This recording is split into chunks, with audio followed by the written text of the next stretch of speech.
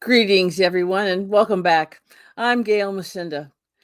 In this life, all of us, every one of us, has either had or will experience difficult times or tragedies. This is a story of Horatio and Anna Spafford and how they responded when horrific tragedy struck their family. And you may have heard some version of this event before, but be forewarned, you might be surprised, as I was, how life for these people played out in the years after the tragedy. The life of Horatio Spafford began in Troy, New York in 1828. After moving to Chicago, Illinois, he became a senior partner in a successful law firm there, where he specialized in medical law. Spafford also heavily invested in real estate in the rapidly growing city of Chicago. The Fullerton Avenue Presbyterian Church was organized in 1864, part of the Old School Presbytery of Chicago. For many years, Spafford was one of the two elders in that church. And to my Presbyterian friends, I cannot help but wonder if, with just two people, their session meetings were shorter than many of those I have attended. Spafford was also active in the American Sunday School movement and was in charge of the Sunday School at Fullerton Avenue Presbyterian.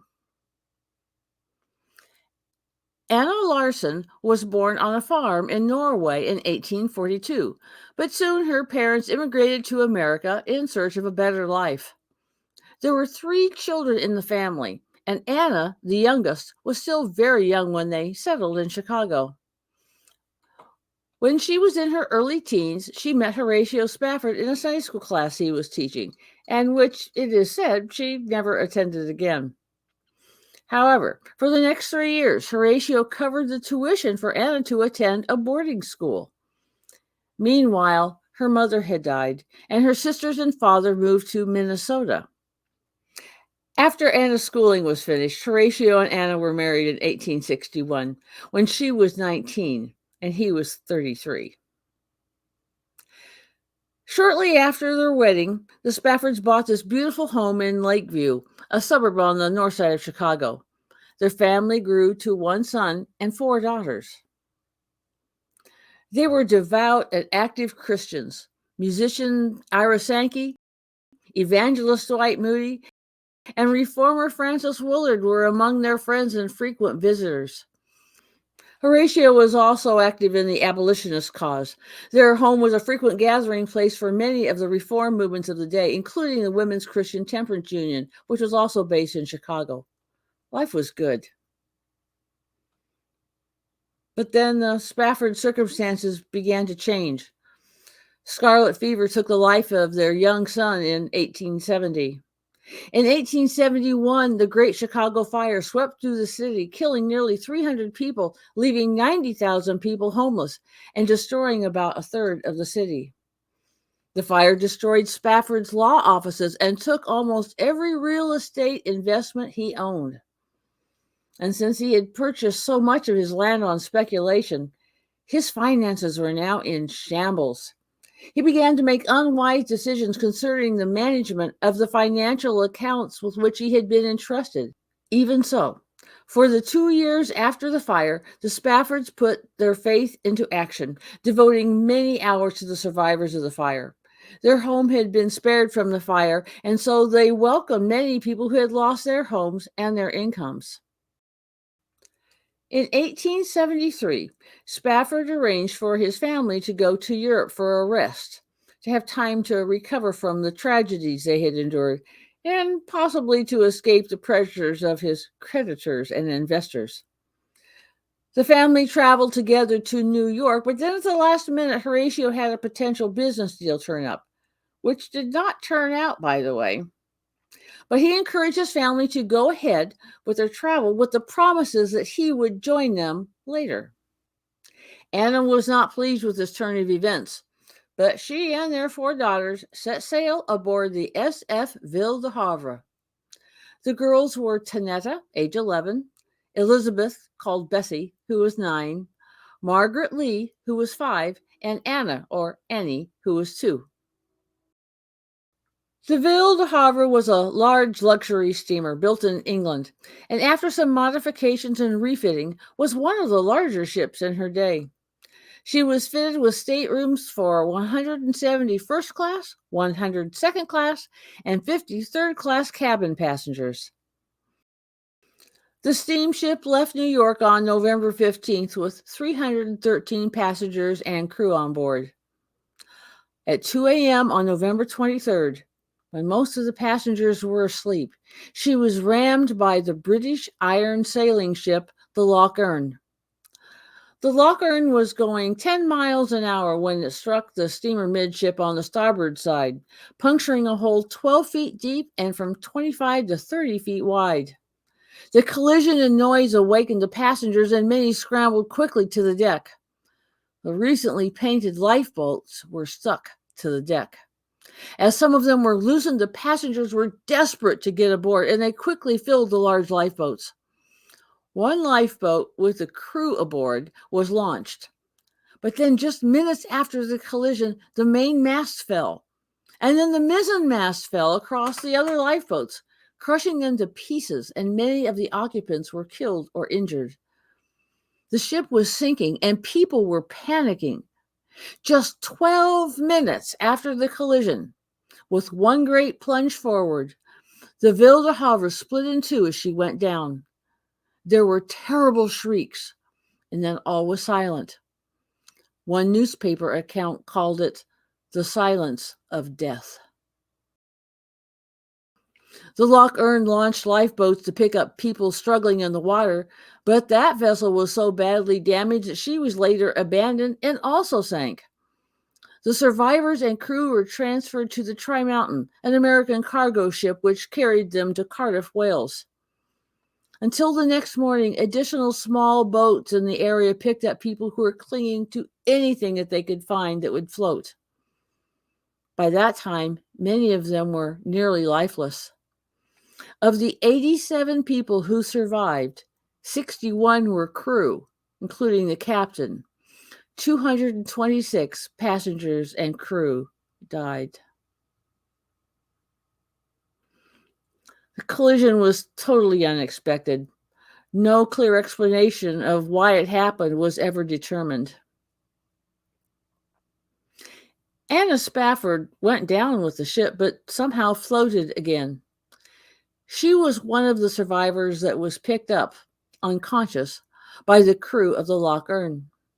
When Anna came to, she cried for her children and said her baby had been torn violently from her arms by the sea. All 4 daughters and a nurse traveling with them had drowned. 9 days after he saw his family in New York, Spafford received the news that the SS Ville de Havre was in a collision at sea. Anna sent a cable to Horatio saying, "Saved alone. What shall I do?" As quickly as could be arranged, Horatio left for Europe to join Anna. The captain of the ship notified him as they neared the spot where his daughters had drowned. Spafford later wrote in a letter, "On Thursday last, we passed over the spot where she went down in mid-ocean, the waters 3 miles deep. But I do not think of our dear ones there. They are safe, folded, the dear lambs."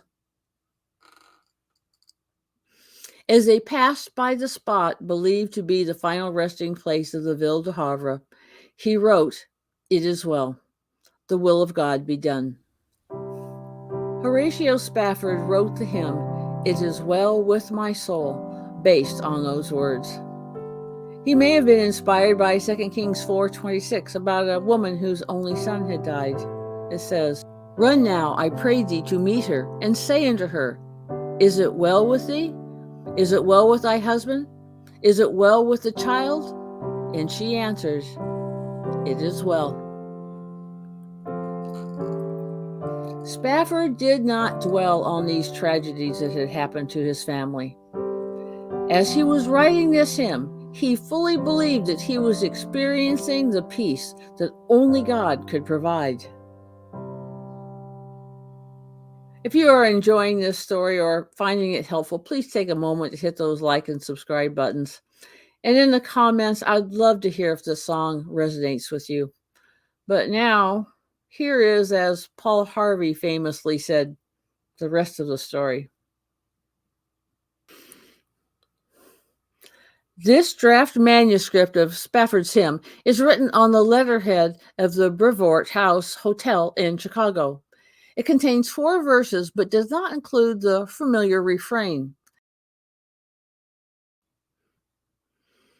The hymn was first published in an 1878 collection of 20 poems by Spafford entitled Waiting for the Morning and Other Poems. This printed version matches the manuscript. Horatio Spafford wrote the lyrics for It Is Well With My Soul. Composer Philip Bliss wrote the tune, and I assure you that is another amazing story for another time. The Spaffords tried to go on with their lives. Friends were concerned how Anna would react when she returned to her empty home, and they encouraged her to stay busy by helping others. As much as she could, she took that advice. Among her pursuits, she became active in Chicago's Women's Christian Temperance Union. She went into the slums of Chicago, feeding the poor, nursing the sick, and doing whatever she could to help women. The social reform movements found a very willing worker in Anna Spafford. The Spaffords had 3 more children: a son, Horatio, in 1875, daughter Bertha in 1878, and daughter Grace in 1881. Their son, Horatio, died of scarlet fever at about the time that Grace was born. The Spaffords had now lost 6 of their 8 children. The loss of their children and their fortune affected Horatio and Anna in very different ways. While Anna worked hard to help others, Horatio turned inward, questioning the doctrines of the church as well as his own beliefs. It wasn't long before the Spaffords left the Fullerton Avenue Presbyterian Church. When baby Grace was just 7 months old, they left Chicago with a group of friends and supporters to live and work in Jerusalem, Israel.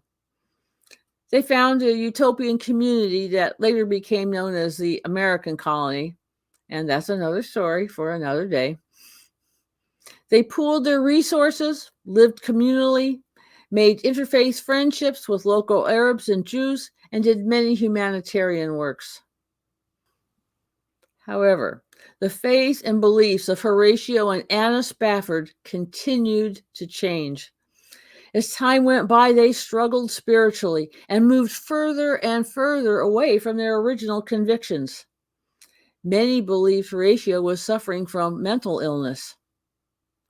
Horatio Spafford died in Jerusalem on October 16, 1888. Anna Spafford died on April 17, 1923. Both Horatio and Anna are buried in Jerusalem. Not everyone agreed with the Spaffords' beliefs. Not everyone will agree with mine, or even yours. Regardless of how their lives ended, from this story and the hymn that he wrote, we can see how Horatio Spafford's faith sustained him at a time when he was experiencing such great loss. We can learn from the past, but we don't live there. Go be awesome today. Make your own history. Stick around for another great story.